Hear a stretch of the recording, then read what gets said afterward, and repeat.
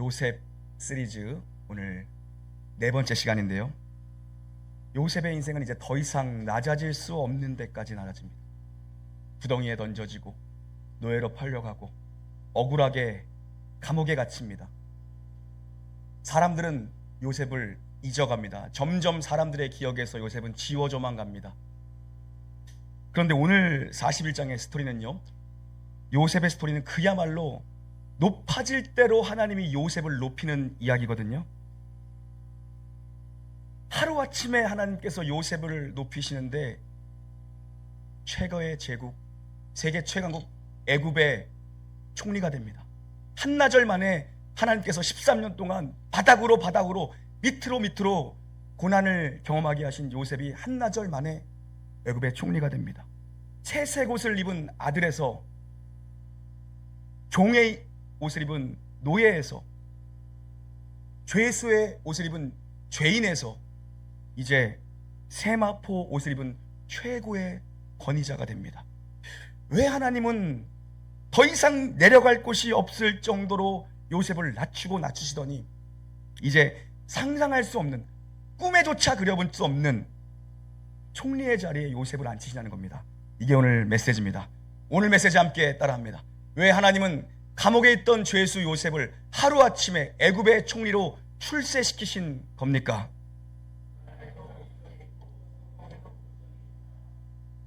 고난에도 이유가 있고 목적, 성공에도 출세에도 하나님의 목적이 있다는 것입니다. 고난도 수단이요, 출세하고 성공하는 것도 수단일 뿐이라는 것입니다. 하나님이 그의 인생을 향해서 가지신 분명한 목적이 있기 때문에 하나님은 그를 한없이 낮추셔서 그를 연단하시고 그를 단련하시고, 그리고 하나님이 높일 수 있는 만큼 하나님이 최대로 요셉을 높이십니다. 창세기 41장이 꿈 얘기로 또 시작이 돼요.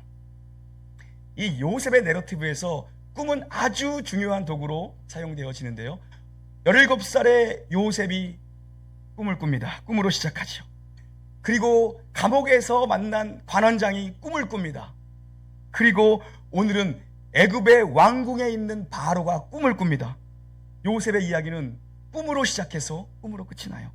바로의 꿈을 간단하게 여러분 요약하면 이런 거예요. 바로가 한날은 꿈속에서 나일강가를 바라보고 있는데 나일강가에서 살찌고 포동포동한 암소 7마리가 올라오는 거예요. 바로가 기쁨으로 보고 있었죠. 평안하게 소들이 올라와서 7소가요 풀을 뜯어먹고 있는데, 개가 풀을 뜯어먹는 게 아니라 소가 풀을 뜯어먹어요. 근데 또 보니까 그 강가에서 7의 암소가 올라오는데 이번에는 바짝 말라서 흉할 정도로 피리한 7마리의 소가 올라옵니다. 그러더니 뒤늦게 올라온 빼짝 마른 소가 여러분처럼 포동포동한 살찐 소를 그냥 딱 잡아먹는 거예요. 뭔가 이상하죠? 바로가 뭔가 찝찝한 마음에 꿈을 깨요. 뭔가 좀 불길한 예감이 드는 거죠. 그리고 새벽에 다시 잠이 들었는데 또 꿈을 꿉니다. 그날 이번에는 들판에서 이렇게 줄기가 올라오는데 알이 꽉 찬 7 이삭이 먼저 보입니다. 그러더니 그 옆에서 바로 또 이삭이 하나 이렇게 올라오는데 뒤이어서 이번에 마른 쭉정이 같은 게 올라오는 거예요. 바람이 불고 바람이 부니까 쭉정이가 알곡을 다 삼켜버립니다. 너무 이상한 꿈을 꿔서 바로가 번민하기 시작합니다. 여러분 욥기 33장 15절 16절을 보면요, 하나님은 사람이 잠들었을 때 사람의 귀를 여시고 자신의 말씀을 인치듯 교훈하신다라고 개역성경에는 되어 있는데, 원문을 직역하면 하나님은 자신의 말씀을 인치듯 새겨 넣으신답니다. 여러분이 침대에서 잠들었을 때 하나님이 인치듯 꿈을 꾸게 하신다는 겁니다. 꿈을 각인시킨다, 꿈을 새겨 넣으신다라고 얘기하거든요. 지금은 성경의 시대, 지금은 성령의 시대입니다. 그러나 이때는 완성된 성경 계시가, 쓰여진 성경이 없었습니다. 성령님이 공식적으로 강림하시지 않았어요. 그래서 하나님이 자신의 뜻을 알리는 도구로 사용하신 게 사람의 꿈입니다. 뜻을 통해서 자신의 뜻을 계시하셨습니다. 그래서 고대 사람들은 꿈에 아주 예민했어요. 우리도 꿈을 꾸잖아요. 그래서 대부분 개꿈인 경우가 많죠. 하나님이 꿈을 사용하셨어요. 거기다 여러분, 요셉도 어려서 2번의 꿈을 꾸죠. 관원장도 2개의 꿈을 꿉니다. 그리고 오늘 바로도 왕궁에서 2번의 꿈을 연이어 꿔요. 이건 하나님이 반드시 속히 이룬다. 우연이 아니라는 것입니다. 그래서 두 번의 꿈을 꾸게 하신 겁니다. 지금 바로가 꿈을 딱 깼는데, 아침에 깼는데 뭔가 찝찝한 거야. 근데 소가 몇 마리인지까지 정확하게, 너무 선명하게 기억하는 거예요. 알곡이 몇 개, 쭉정이가 몇 개인지까지 정확하게 기억나는 거예요. 근데 이상한 게, 약한 것들, 피리한 것들이 강하고 살찐 걸 잡아먹고 강하고 힘센 걸 잡아먹는 거예요. 지금 바로보다 힘이 강한 자, 애굽보다 강한 나라가 없습니다. 뭔가 불길한 걸 직감한 겁니다. 이거는 뭔가 좋지 않다. 이방신을 섬기는 자들도 꿈은 신의 계시라고 믿었던 시대입니다. 이 꿈 때문에 아침부터 번민하기 시작합니다. 다 불러모읍니다. 용하다는 점술사들, 지혜롭다는 철학자들을 소집합니다. 아무도 꿈을 해석하지 못해요. 전부 다 꿀먹은 벙어리처럼 입을 딱 닫고 있는 겁니다. 이 사람들 꿈 한두 번 푼 사람들이 아닙니다. 전문가입니다. 그냥 대충 나갔었으면 대충 그냥 때려 맞췄을 것 같은데, 이거 소가 잡아먹힌다라는 건 이제 양을 키우라는 얘기나 봅니다. 뭐 이렇게 그냥 둘러댈 것 같은데 한마디도 못해요. 이제는 보리의 시대가 왔습니다. 이제 우리 보리를 추수하십시오. 뭐 이런 거 한마디도 못합니다. 왜요?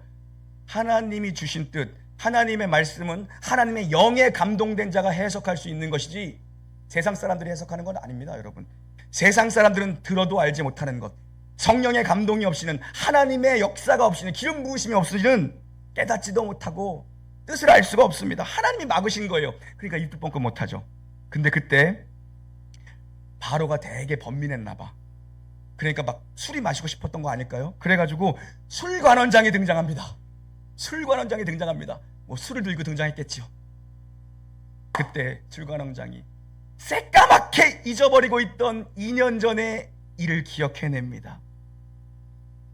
감옥에 있는 요셉이 생각난 거예요. 술관원장은 요셉이 꿈을 해석한 대로 바로 풀려났거든요.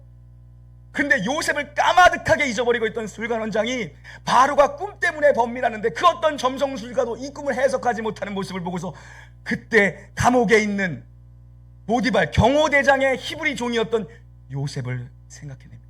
왕이시여, 제가 죽은 떡관원장과 함께 감옥에 갇혔을 때에 둘이 한나라시에 꿈을 꿨는데 너무 근심스러운데, 그 얼굴을 보더니 우리를 수정도는 보디발 경호대장의 히브리 종이 우리의 꿈을 해석해 줬습니다. 그 꿈대로 떡관원장은 떡돼서 죽어버렸고, 저는 이렇게 술술 풀려 오늘 왕 앞에서 술잔을 따르고 있습니다. 꿈 해석이 기가 막힌 녀석이 하나 있습니다. 그 말을 듣자마자 바로가 즉각적으로 경호대장 보디발의 집에 있는 요셉을 호출합니다. 요셉이 면도를 하고서 왕 앞에 서요. 왕궁에 섭니다.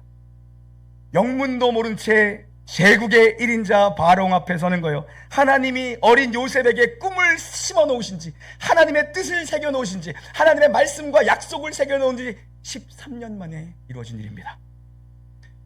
죽었다 깨나도 만날 수 없는 두 사람이 만났어요. 세상을 호령하고 세상을 지배했던 왕과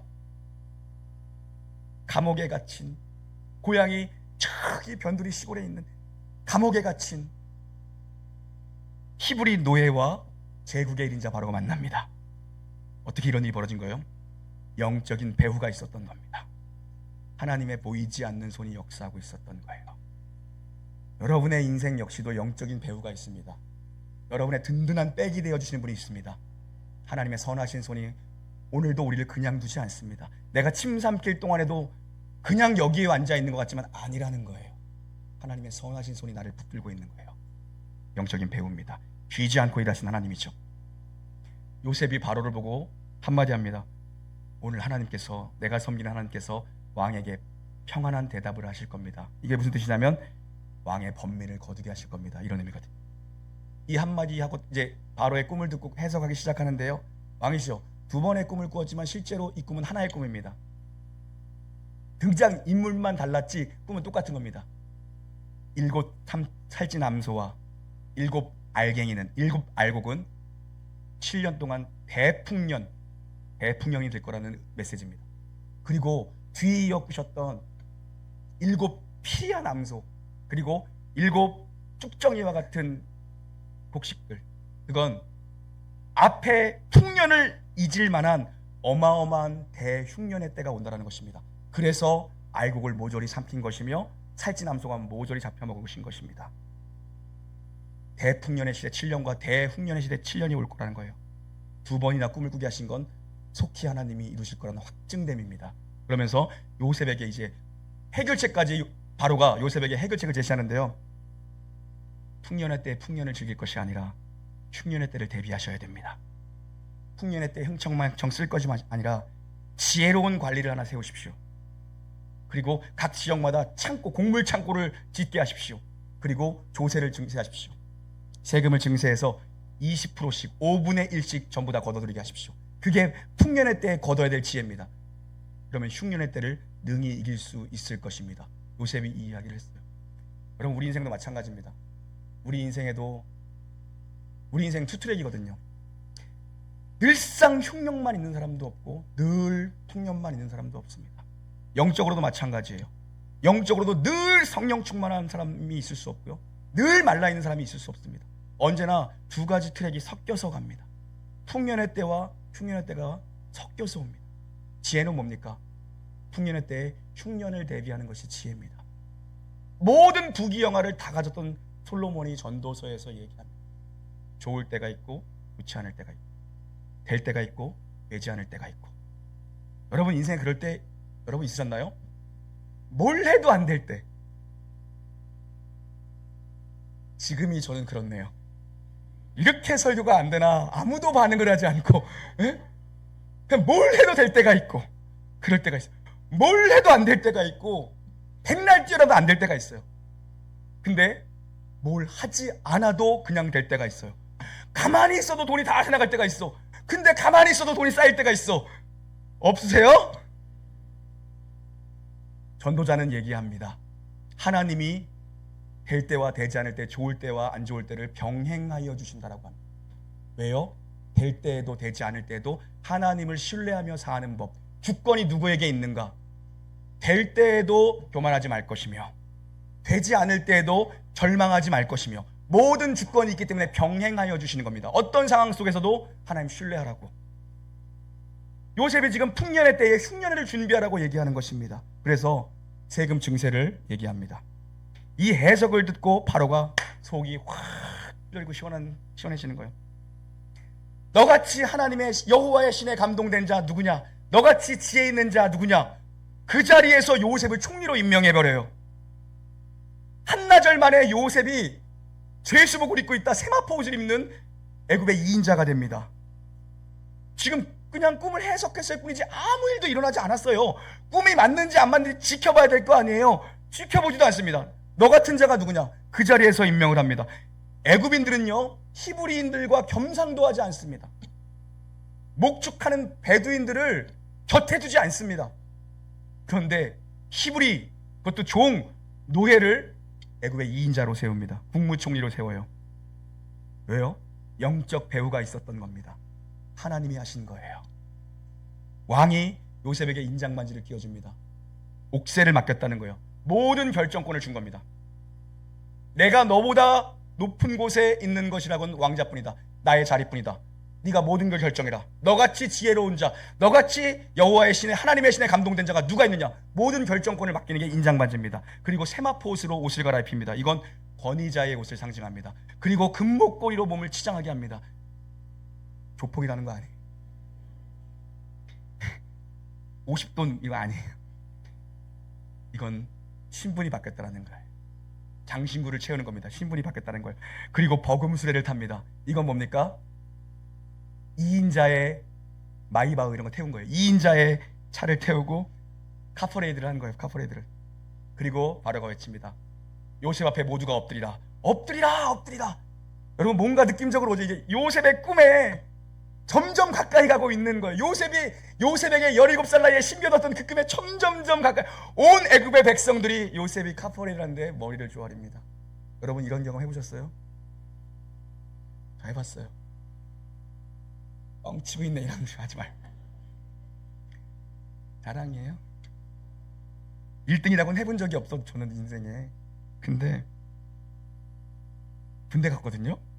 군대 갔는데 말투가 5군단이었어요. 5군단이죠. 철원 뭐 이쪽 위에가 이제 5군단인데 5군단이었는데 갑자기 뭐 짐 싸가지고 파병 가래요. 파병 가라 그러면 좋거든요. 가면 편하거든요. 뭐 때문에 썼어.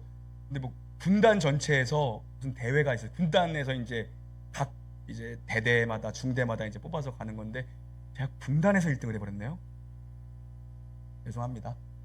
자랑질에서 내무반 점수, 실기, 필기를 1등해서 군단장 별이 3개인 분, 별이 3개인 분이 군단장이 표창을 했더니 꽃메달 몰고 들어가는데 그 위병소라고 하나요? 거기서부터 대대원들이 다 나와 있었어.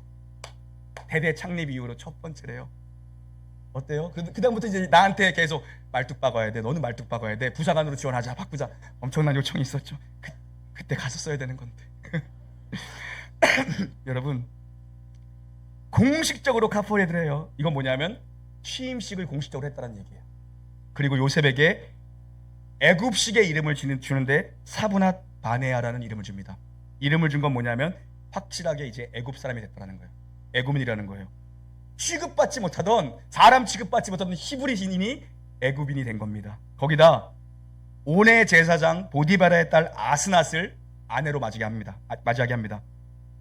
온 지역이 지금으로 말하면 카이로. 이 제사장은 여호와를 섬기는 제사장이 아니라 이방신, 태양신을 섬기는 제사장입니다. 그 제사장의 딸 아스낫이라는 이방 여자를 아내로 맞이하게 합니다. 엄청나게 든든한 처가라는 백그라운드가 생긴 거예요.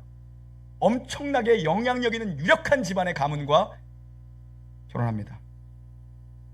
하루아침에 모든 걸 다 가졌어요. 이제 다 가졌습니다. 당시에는 공직에 오르기에 합당한 나이가 30이었습니다.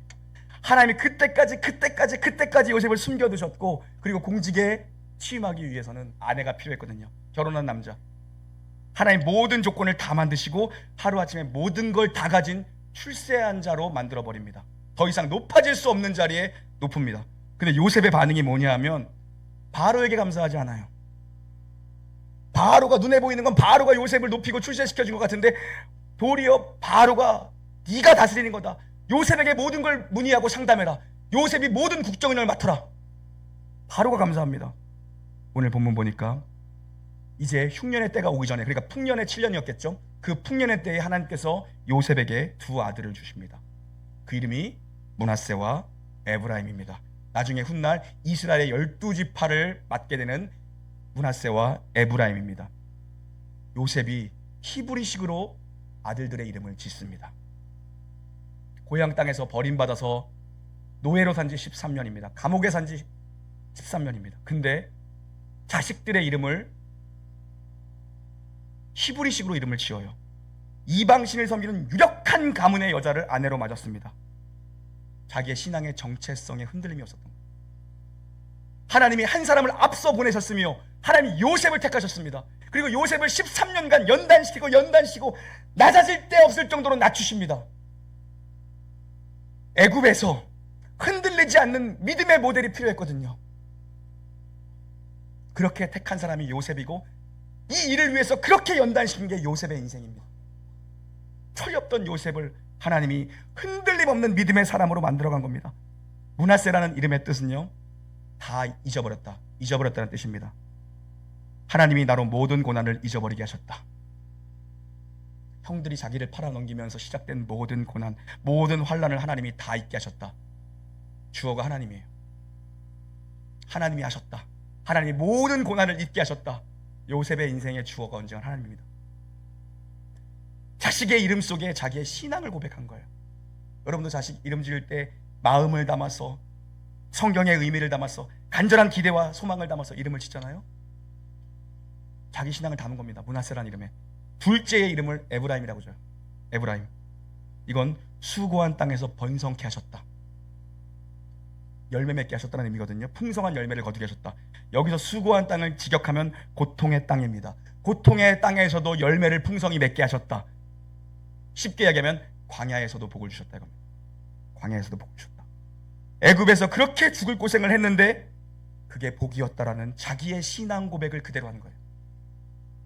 요셉이 자식들의 이름을 지으면서 하나님이 주어가 되도록 이름을 지었다는 건 뭐냐면 하나님의 섭리에 대한 이해가 조금씩 열리기 시작했던 겁니다. 13년 전에 꾼 꿈을 요셉은 잊고 살았습니다. 왜요? 사는 게 너무 괴롭고 인생이 너무 힘드니까. 도대체 하나님이 뭔가를 나의 마음 가운데 알지 못하게 심겨놓으셔서 형들에게 내가 그렇게 떠들었는데 이건 분명히 하나님의 계시다, 하나님의 얼굴이다, 하나님의 말씀이다. 인생 괴로우니까 다 잊고 삽니다. 그런데 요셉이 하나님의 뜻을 희미하게 하나님의 섭리 속에서 자신의 생애를 보기 시작한 눈이 열린 거예요. 그래서 실수하지 않고 자식들의 이름을 하나님이 나라의 모든 고난을 잊게 하셨다. 하나님이 고난의 땅에서도 내게 열매를 주셨다. 이렇게 지은 거예요. 미움을 받고 모함을 받고 감옥에 갇히고 그 안에서 처절하게 비명을 지르면서 어떻게든 이 현실에서 벗어나려고만 했던 것이 요셉의 소원이었습니다. 하나님이 이루어지지 않았어요. 자기의 소원을, 요셉의 소원을 외면받게 하셨고 잊혀진 존재로 살아가게 하셨거든요. 그런데 이 모든 일들이 하나님이 자신의 뜻을 이루기 위한 내용으로 삼고 계셨다는 걸 조금씩 요셉이 보기 시작했습니다. 우리는 요셉의 이야기를 들으면서 요셉의 총리가 된 것에 시선을 빼앗깁니다. 고생 끝에 낙이 온다고 고생했더니 믿음으로 버텼더니 총리가 되지 않느냐, 믿음으로 살아라. 아니요, 요셉을 총리로 만드는 게 하나님의 뜻이 아니었습니다. 과정이었고 수단이었습니다. 지나가는 겁니다. 고난의 시간이 지나가는 것처럼 성공의 시간, 출세의 시간도 지나가는 과정이었고 수단에 불과했습니다. 고난도 출세도 하나님의 뜻을 이루는 수단이며 과정이었습니다. 이제 여러분, 우리의 정황으로 요셉의 말씀을 가지고 돌아와 보자고. 마찬가지입니다. 여러분 개개인의 모든 생애가 마찬가지예요. 하나님은 우리의 생애 속에 성령으로 우리와 함께 하시며 성령으로 우리를 인치시며 우리의 속에서 우리와 함께 시간을 보내시는 분이 바로 하나님이십니다.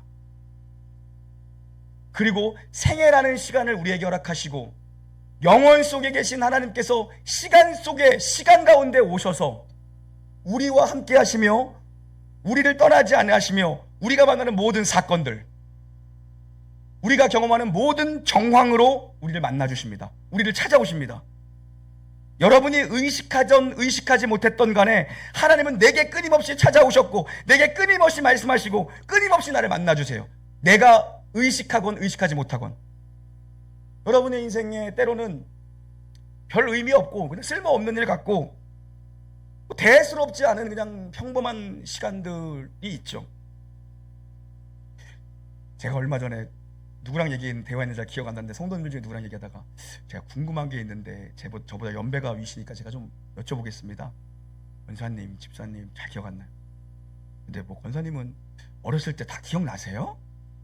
다 기억나는데 얼굴 보니까 기억 안 나게 생겼는데 자기는 뭐 심지어 뭐 5살 때 뭐 한 거, 4살 때 뭐 한 것도 기억나는데 그게 말이 되나? 저는 초등학교 2학년 이전에는 거의 기억이 없어요. 너 돌머리다 지금 그렇게 보시는 거예요? 거의 뭐 3학년 때, 2학년 뭐 후반 3학년 때부터 이제 조금씩 기억이 나거든요. 사실 그 전에 기억이 거의 없어. 그랬더니 그 권사님인지 집사님 그러시더라고요. 목사님이 인생 편하게 살라고 그래요. 어렸을 때부터 힘들었던 사람은요 5살 때, 4살 때 다 기억나요. 그 얘기 하더라고. 우리가 별로 대수롭지 않게 생각하는 순간과 시간들, 별로 의미 없는 일 같은 시간 속에서도 하나님은 나를 찾아와 주셨고 나를 만나 주셨고 내게 말을 하셨습니다. 내가 의식하지 못할 뿐이지. 때로는 내 인생에는 왜 이런 일이 도대체 찾아오는 건가, 이해할 수 없는 고난과 이해할 수 없는 절망 속에서도 하나님은 찾아와 주셨고 나를 만나 주셨어요. 때로는 어떻게 나 같은 자가, 내가 뭐가 잘난 게 있나, 내가 무슨 배경이 있나, 내가 뭐 물려받은 게 있나, 내가 뭐 배운 게 있나, 어떻게 나 같은 아무것도 아닌 자를 하나님께 이렇게 사랑하시고 나를 이렇게 엄청난 자리에 두셨는가? 하나님 때로는 내게 왜 이런 어마어마한 돈을 맡기셨는가? 공감이 안 되나 보네요. 내가 어떻게 이런 자리에 와 있을 수 있는 거지? 이런 출세와 성공의 시간 같은 때에도 하나님은 우리에게 찾아오시고 우리를 만나주세요. 왜 찾아오시는가? 그럼 우리가 알던 알지 못하던, 내가 확인하든 확인하지 못하든 일방적으로 하나님은 우리에게 은혜를 베푸시는 거예요. 그 속에서 우리는 희미하게나마 은혜를 확인하게 되는 순간들이 가끔 있어요. 가끔 있죠. 우리가 확인하게 되는 순간은 가끔이지만 하나님은 나의 평범한 일상 속에서도, 나의 고난의 순간 속에서도, 나의 대출세와 같은 대성공에 기대하지 않은 성공을 만났을 때도 하나님은 나를 찾아와 주셔서 내게 끊임없이 말씀을 하고 계세요. 우리는 그때 희미하게 하나님을 만나는 순간들이 있습니다. 어떻게 고백합니까? 하나님이 나를 떠나지 아니하셨고 나와 함께 하셨구나. 하나님이 내게 은혜 베푸시기를 중단하신 적이 없구나. 그게 요셉이 총리가 된 자리에서 확인한 자기 삶의 내용들이었어요. 희미하지만 하나님의 섭리로 자기의 생애를 볼 눈이 생긴 겁니다. 여러분, 여러분의 모든 인생과 시간이 단 한순간도, 제가 좋아하는 표현으로 침을 삼킬 순간에도 우리의 생애는 하나님의 섭리 속에 있고 하나님의 능하신 손 아래 있습니다. 하나님이 여러분을 향해서 가지신 생애의 계획을 이루시기 위해, 목적하신 바를 이루시기 위해 여러분을 찾아오셨고, 여러분의 생애를 권능에 능하신 오른손으로 붙잡으시고 하나님 끌고 가시는데, 하나님이 그렇게 불구덩이에서 건져낸 나를 하나님의 뜻을 이루기 위한 자로 만들기 위해 조각품을 만드는 거죠. 우리는 불구덩이에 던져진 그냥 나무 덩어리였어요. 하나님 거기서 거룩한 불 가운데 하나님이 손을 놓으셔서 우리를 꺼내셔서 거북선을 만들고 예술작품을 만들기 위해서 갈아내시는 과정이죠. 그 과정이 요셉에게 13년이 걸렸다. 지금 여러분이 경험하고 있는 이 혹독한 추위와 같은 고난을 하나님은 의미 있는 내용으로 삼고 계신 겁니다. 하나님 나라에 쓰레기통이 없어요. 여러분의 생애 속에 이건 난 좀 지워버리고 싶다. 그게 내 인생에 왜 허락된 것인가? 나는 버려버리고 싶다. 내 인생에 쓰레기통이 있고 내 인생에 타임머신이 있고 내 인생에 지우개가 있다면 난 지워버리고 싶다. 아니요. 하나님은 그 고난조차도 의미 있는 내용으로 삼고 계시고, 내가 잘 풀려서 출세했을 때에도, 성공했을 때에도 하나님은 의미 있는 내용으로 내게 찾아오시고 그 또한 하나님이 의미를 분명히 가지고 계시는 거예요. 모든 것이 목적을 향해 가고 있습니다. 그래서 여러분, 일이 안 되시는 분 손 한번 들어볼까요? 너무 많이 들까봐 믿음이 없나? 일이 안 되시면요, 뭐를 하려고 자꾸 애쓰지 마시고 하나님이 왜 그 일을 안 되게 하셨는지 거기에 마음을 쓰십시오. 하나님이 될 때가 있게 하시고 아무리 발버둥 쳐도 안 될 때가 있게 하십니다. 요셉이 아무리 발버둥 쳤지만 감옥에 2년을 더 가두세요. 될 때를 주실 때가 있고 안 될 때를 주실 때가 있어요. 이 모든 것이 병행해서 옵니다. 인생은 투트랙이에요. 늘 하이웨이만 있는 사람 없어요. 오솔길도 걸어가야 되고, 때로는 낭떠러지도 만나고 비포장길도 걸어가는 겁니다. 그러다 포장도로도 만나고, 그러다 고속도로도 만나는 겁니다. 하나님이 이 모든 과정의 내용을 담아놓으셨다는 것입니다. 일이 안 되면 자꾸 애쓰지 마시고, 뭐를 하려고 애쓰지 마시고, 하나님이 그 일을 왜 안 되게 하셨는지 거기에 마음을 쓰시고, 일이 잘 되시는 분이 있습니까? 잘 풀리시는 분이 있습니까? 생각지도 않은 돈을 하나님 막 주시는 분이 있습니까? 왜 아무도 그런 눈빛으로 아멘 하는 사람이 없는 거야? 요즘 하나님이 제게 주시는 마음은 성도들의 재정의 기름 부으심의 축복을 위해서 기도하는 마음이에요. 아멘 좀 합시다. 일이 잘 되면 자랑하려고 하는 자리에 서지 마시고 하나님이 왜 그 일을 잘 되게 하셨는지 거기에 마음을 쏟아야 됩니다. 이건 반드시 될 일이라고 생각했는데 왜 일이 안 됐을까? 우리는 보통 그때 원망의 자리, 사람을 시기하고 질투하고 미워하는 자리에 갑니다. 거기에 서지 말라는 거예요. 이 일이 왜 안 됐는지 거기에 마음을 쓰는 자리. 일이 잘 됐을 때 우리는 시끄럽게 자랑하는 자리에, 그 자리에 서죠. 예상치도 않고 기대도 안 한 일이 풀리기 시작했을 때, 그런 돈들이 막 차고 넘칠 때 우리는 자랑하는 자리에 서고, 보통 어디에 집을 살까? 차를 뭐로 바꿀까? 그거를 알아보는데, 여러분 늘 얘기하죠. 그거 하지 마세요. 통년회 때는 흉년을 대비하는 거예요. 그거 하지 마세요. 하나님이 왜 잘 되게 하셨는지, 그 일을 왜 되게 하셨는지 거기에 마음을 쓰는 겁니다. 수단이고 과정이거든요. 여러분의 삶은 지금 그냥 흘러가는 것 같지만 그냥 흘러가는 거 아니야. 안 보일 뿐입니다. 우리에게 일어나는 모든 일 속에서 지금도 하나님 쉬지 않고 일하고 계십니다. 모든 것은 하나님의 능하신 손 아래 있습니다. 베드로 사도는 얘기합니다. 하나님의 능하신 손 아래서 겸손하라. 때가 되면 너를 높이시리라. 다시 아멘으로 받으십시오. 하나님의 능하신 손 아래서 겸손하라. 때가 되면 너를 높이시리라. 실망을 그만 유보합시다. 너무 실망 잘하고 너무 절망이 빨라. 우리 실망을 유보합시다. 우리 교만의 자리에서 멀어지자고요. 하나님, 내가 지금 할 수 있는 것이 우는 것밖에 없습니다. 사방이 막혔는데 어쩌라는 겁니까? 울어도 상관없어요. 왜요? 하나님이 은혜로 나를 찾아와 만나주시기 때문이에요. 나의 하나님 되시기를 단 한순간도, 내가 침을 삼킬 때도 중단하지 않으신 그 하나님, 이 하나님이 요셉의 편이 되어 주셨습니다.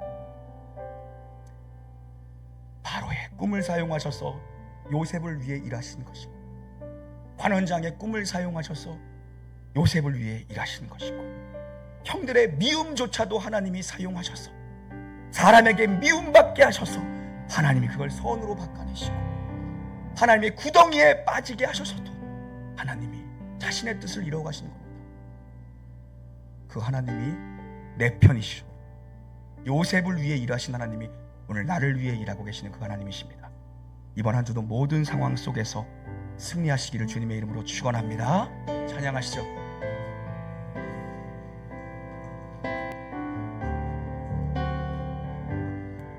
모든 상황 속에서,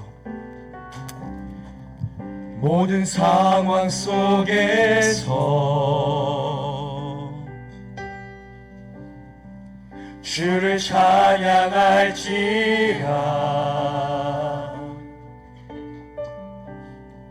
주는 너의 큰 상급,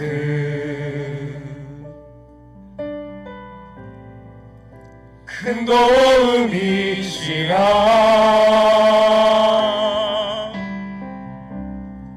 주의 얼굴 구할 때 주의 성령을 이 시간 부어주십시오. 주님,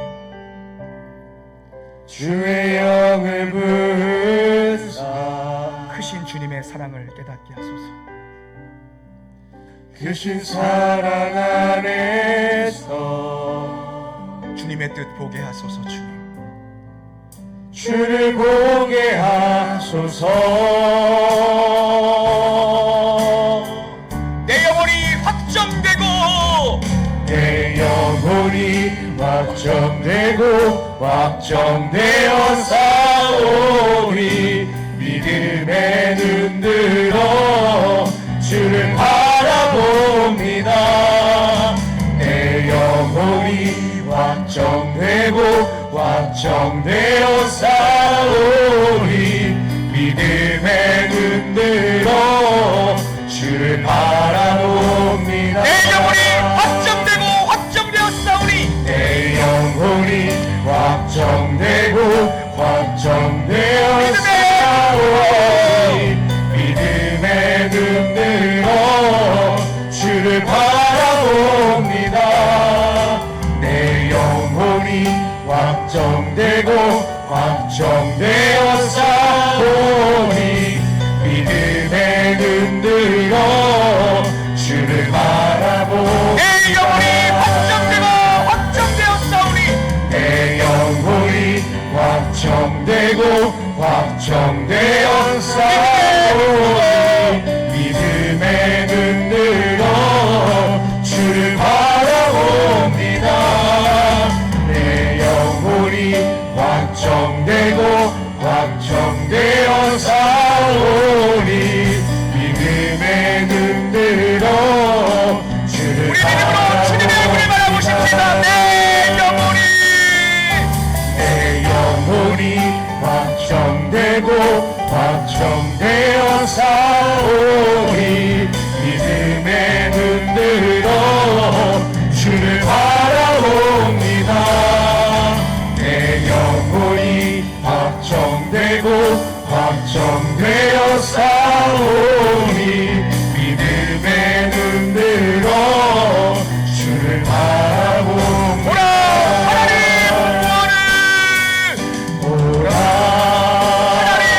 하나님 구원을 보라.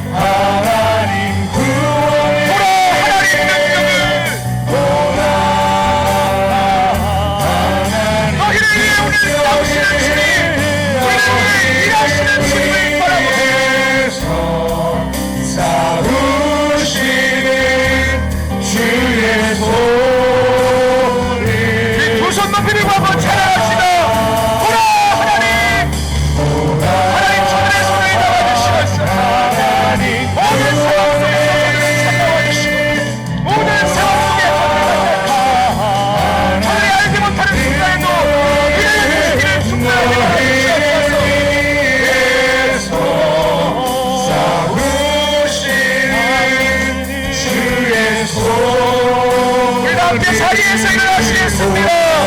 보라 하나님, 할렐루야.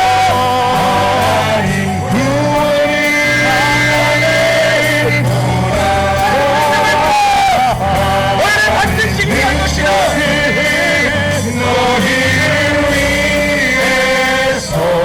믿음으로 승리를 선포하십시오. 주님이 위한 것입니다. 우리 한번 더 믿음으로 선포합시다. 할렐루야. 하나님, 하나님의 능하신 손의 경주대로 내가 되면 너희를 높이시리라. 우리를 위해 수위한 분하시는 주님, 역사하여 주시옵소서. 일하여 주시옵소서. 오늘 승리를 주시옵소서. 주의 손을 우리의 목소리로 외칩시다.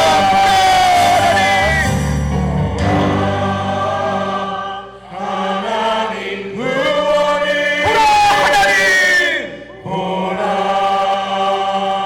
하나님 능력을 너희를 위해서 싸우시는 주의 손을 보라. 하나님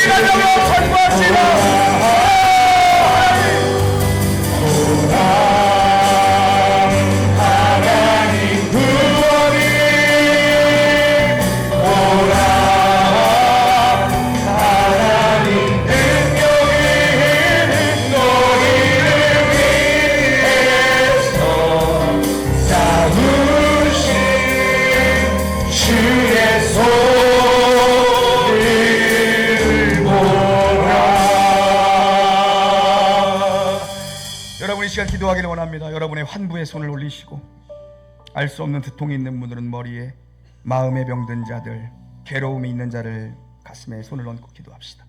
믿는 자들에게 이런 표적이 따른다 말씀하셨습니다. 병자에게 손을 얹는 즉 나음을 이룬다 말씀하셨습니다. 사람이 하는 일이 아니고 말씀이 하는 일이고 성령이 하시는 일로 오늘 치유받기를 원합니다. 우리 하나님에게는 감기나 암덩어리나 하나님에게는 다 똑같은 겁니다. 인간의 생각으로 재단하지 말고 우리 함께 치유로 기도하기를 원합니다. 하나님 아버지, 이 시간 저들이 이 병든 곳에 손을 얹었습니다. 거룩하신 하나님의 보혈의 피, 예수 그리스도 보혈의 피로, 예수님 십자가에서 흘리신 그 보혈의 피로 지금도 살아 역사하는 성령의 내주하시는 권능과 성령의 어루만지심과 성령의 터치로 모든 질병으로부터 너는 나음을 입을 치어다. 치어될 치어다. 치어될 치어다. 치어될 치어다. 암덩어리가 녹아버리고 세포가 정상 안에 도록 하나님 이 시간 은혜를 베풀어 주시옵소서. 은혜의 강물이 이곳 강대상에서부터 흘러나와 성령의 임재로 터치하여 주사 모든 것들 고침받고 노임받도록 역사하여 주시옵소서. 하나님 아버지, 마음에 병든 자들이 있습니다. 대인기 비침과 불면증, 공황장애, 조현증, 알 수 없는 편두통, 지속적으로 우리를 괴롭히는 것들이 있습니다. 내가 하늘과 땅의 모든 권세를 가진 나사를 예수 이름으로 명한다. 너는 오늘 나음을 받을 지어다. 치유될 지어다. 자유를 지어다. 하나님 아버지, 성도들의 재정을 위해 기름 부음을 위해 기도하라 말씀하신 주여, 오늘 이 시간 주께서 하늘 보화를 여시고 저들의 생업의 터전에 폭포수와 같은 성령의 기름 부음을 허락하여 주시옵소서. 재정의 축복이 임할지어다. 재정의 기름 부음이 있을지어다. 가난의 권세는 끊어질지어다. 막혀있는 모든 담장의 문을 지어다. 가로막고 있는 대적의 무리는 떠나갈지어다. 성도들에게 재정의 축복 허락하여 주시옵소서. 더 이상 돈 때문에 근심 걱정 우울하지 않도록 하나님 재정의 축복을 받을 자격되는 자들에게 허락하여 주시옵소서. 깨끗한 그릇, 거룩한 그릇, 선한 그릇들에게 재정의 복을 내려 주시옵소서. 넘치도록 부어 주시옵소서. 하나님, 잘 될 때에도 하나님의 뜻이 무엇인지를 묻고 안 될 때에도 하나님 앞에 엎드려 있는 성도를 되게 하여 주시옵소서. 하나님, 가정과 자녀들의 생업과 대입과 사업과 관계 인생의 모든 무거운 짐을 지고 여기에 왔습니다. 돌아갈 때 자유하게 돌아가도록 성령님 역사하여 주시옵소서. 하늘의 능력과 기도로 응답하심에 감사하고 영광 받으시길 예수님의 이름으로 구하며, 이제는 우리 주 예수 그리스도의 은혜와 성령의 내주교통 위로 감동 역사하심의 큰 은총이 삶의 모든 정황을 다 아시고 깊이 개입하시어 나를 인도하시는 우리 주께 맡기고 순종하며 겸손히 살기를 소원 결단하는 놀라운 교회 모든 성도를, 예배자를 머리머리 위에와 가정과 주의 몸인 이 교회 위에, 주께서 특별히 아끼시는 이 교회와 이 나라 이 민족 위에, 열방에 흩어져 있는 주의 복음 맡은 종들 위에 이제부터 영원 무궁히 함께 있을지어다.